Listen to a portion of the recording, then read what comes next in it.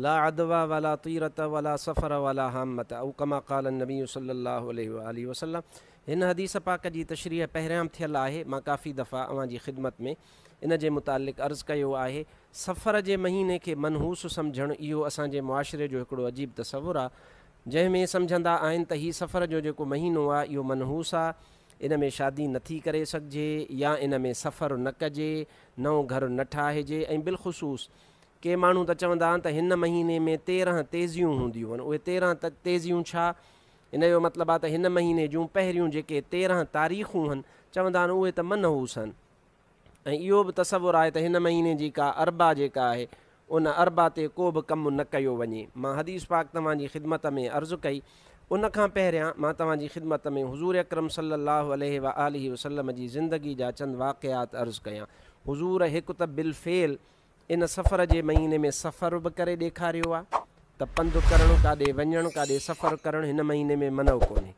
कंहिं कम जी नबी पाक शुरूआत बि फ़रमाए ॾेखारी आहे त बाबा हिन महीने खे तव्हां बुछड़ो या मनहूस न सम्झिजो। कंहिं कम जी शुरूआत, कंहिं घर जी तामीर या कंहिं बि कम जी शुरूआत तव्हां करे सघो था।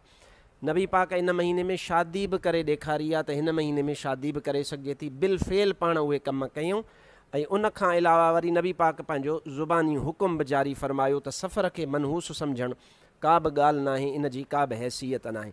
तव्हांखे ख़बर आहे त नबी पाक सल्लल्लाहु अलैहि वसल्लम जी पहिरीं शादी सैयदा ख़दीजतुल कुबरा रज़ियल्लाहु तआला अन्हा सां थी। मुअर्रिख़नि ऐं सीरत निगारनि जे हिक क़ौल जे मुताबिक़ त उहा शादी बि सफ़र जे महीने में थी।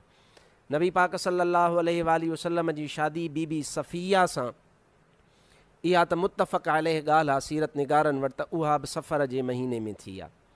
नबी पाक सल्लल्लाहु अलैहि वसल्लम पंहिंजी प्यारी न्याणी सैयदा ख़ातून जन्नत जो निकाह मौला अली मुश्किल कुशा रज़ियल्लाहु तआला अन्हु सां करायो। उहो महीनो बि सफ़र जो आहे। ऐं इहा बि ॻाल्हि ज़हन में रखो त जिहाद जो जेको हुकुम नाज़ुल थियो उन जी इब्तिदा बि सफ़र जे महीने खां थी। व उबीहल क़ितालु फ़ी सफ़र, सफ़र जे महीने में जिहाद जो हुकुम ऐं उन जी इबाहत नाज़ुल थी। ऐं नबी पाक सल्लल्लाहु अलैहि वसल्लम ग़ज़व ए बनी मुस्तलिक़ जेको पाण उहा जंग फ़रमायूं उहा बि सफ़र जे महीने में थी। ग़ज़व ए वद्दान जंहिंखे ग़ज़वतुल अबवा बि चइबो आहे, उहो ग़ज़वतुल अबवा या ग़ज़व ए वद्दान ॻाल्हि साॻी। इहो बि इहा बि जेका जंग थी आहे, इहो जेको ग़ज़वो आहे इहो बि सफ़र जे महीने में थियो आहे। ग़ज़व ए वादी उल क़ुरा इहो बि जेको आहे सो सफ़र जे महीने में थियो आहे। ऐं नबी पाक जी ज़िंदगीअ जो वॾे में वॾो सफ़र ऐं उन जी शुरूआत उहो आहे हिजरत। ऐं तव्हांखे ख़बर हुजणु घुरिजे त नबी पाक सल्लल्लाहु अलैहि वसल्लम जी हिजरत जी बिलफ़ेल शुरूआत उहा पहिरीं रबीउल अव्वल खां थी आहे, पर उन जी तयारी जेका आहे सो उहा सफ़र जी आख़िरी तारीख़ ते थी आहे। ख़मीस जी राति आहे या सीरत निगारनि जे क़ौल जे मुताबिक़, आलिमनि जे फ़रमान जे मुताबिक़ सूमर जी राति आहे। इहो रबीउल अव्वल जो महीनो आहे, पर रबीउल अव्वल महीने जी जॾहिं इख़्तिताम थियो, ॾींहुं हुयो 30 सफ़र जो या 29 सफ़र हुई, त नबी पाक इहो फ़ैसिलो फ़रमाए छॾियो त हिजरत करणी आहे ऐं पोइ पाण उन राति सफ़र फ़रमायूं।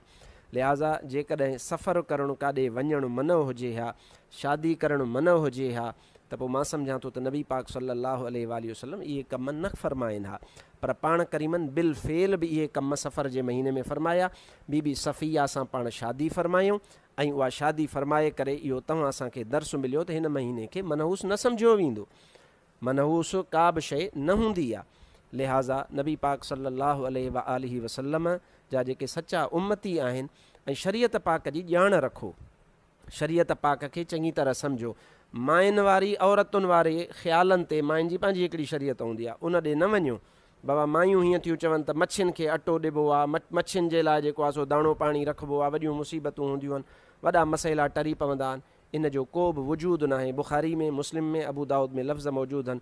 हुज़ूर अकरम सल्लल्लाहु अलैहि वसल्लम इरशाद फरमायो वला सफ़र, सफ़र खे मनहूस सम्झणु कुझु बि न आहे।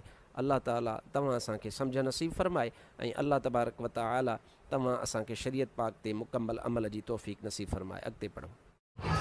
तहक़ीक़ डिजिटल मुफ्ती अब्दुर्रहीम सिकंदरी चैनल खे ज़रूरु सब्सक्राइब कंदा ऐं बेल आइकन ते प्रेस कंदा।